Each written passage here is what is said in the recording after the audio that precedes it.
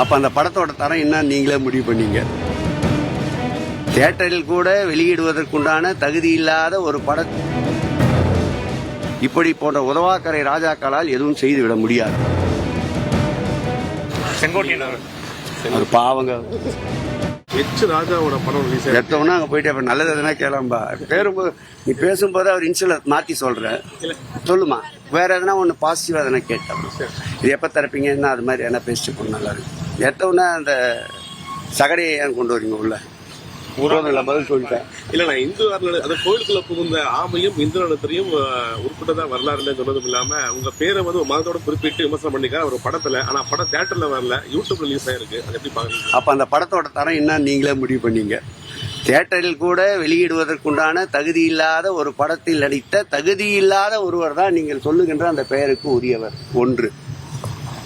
இரண்டாவது, இந்த ஆட்சியை பொறுத்தளவில் எல்லோருக்கும் எல்லாம் என்ற ஆட்சி. இனத்தால், மொழியால், மதத்தால் நாங்கள் யாரையும் பிளவுபடுத்தி பார்ப்பதில்லை. எனக்கு அருகிலே நின்று கொண்டிருக்கின்ற IAS அதிகாரி எந்த மதம் என்றே எங்களுக்கு தெரியாது. கேள்வி கேட்கின்ற நீங்களும் எந்த மதத்தினரே எனக்கு தெரியாது. ஏதாவது இப்படி கேள்வி கேட்கின்ற போது ஏதாவது விரும்பத்தகாத நிகழ்வு என்றால் கூட நீங்கள் எந்த பத்திரிகையாளர் என்று தான் கேட்போமே தவிர எந்த மதத்தினிருந்து கேட்பது கிடையாது.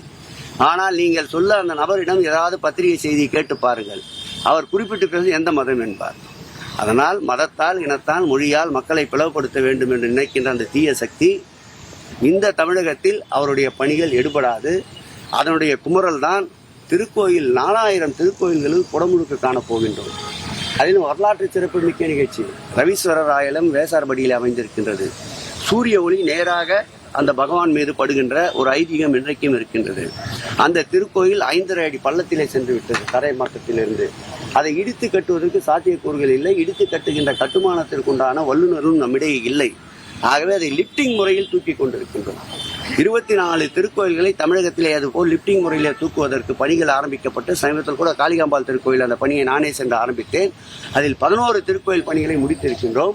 4000வது திருக்கோயில் ரவீஸ்வரர் ஆலயத்தில் அந்த கோயிலுடைய குடமுழுக்கு நடைபெற இருக்கின்றது. மகிழ்ச்சியோடு தெரிவித்துக் கொள்ளும். இப்படிப்பட்ட ஆன்மீக புரட்சி பல்வேறு வரலாற்று சான்றுகளை உருவாக்கும். நிச்சயம் இந்த ஆட்சிக்கு பிறகு ஒரு 100 ஆண்டுகள் கழித்தால் கூட இந்த ஆட்சியில் செய்த சாதனைகளை இந்து சமய அறநிலையத்துறை வேறு எந்த காலத்திலும் வெல்ல முடியாத அளவிற்கு மாண்புமிகு தமிழக முதல் திராவிட மாடல் ஆட்சியுடைய நாயகன் முழு சுதந்திரத்தை அளித்து திருக்கோயில் வரலாற்றில், இந்து சமய அறநிலையத்துறை வரலாற்றில் பொன்னெழுத்துக்களால் பறிக்கப்பட வேண்டிய வரலாற்றை உருவாக்கிய பெருமை எங்கள் நாயகனுக்கு உண்டு. நேற்றைக்கு கூட பார்த்தால் காலையிலே பாம்பன் சாமியிலே 6666 அவர் பாடல்களை புதிதாக புத்தக வடிவில் தயாரித்து அந்த பதிகத்தை வெளியிட்டோம். அவர் வாழ்ந்த மண் இது. அந்த திருக்கோயில் 36 ஆண்டுகளாக நீதிமன்ற வழக்கால் தடைப்பட்டிருந்த சூழல். அந்த திருக்கோயில் நீதிமன்ற நெடிய படிக்கட்டில் வெற்றியை பெற்று குடமுழுக்கை முடித்து இருக்கிறோம். இதெல்லாம் சாதனைகள்.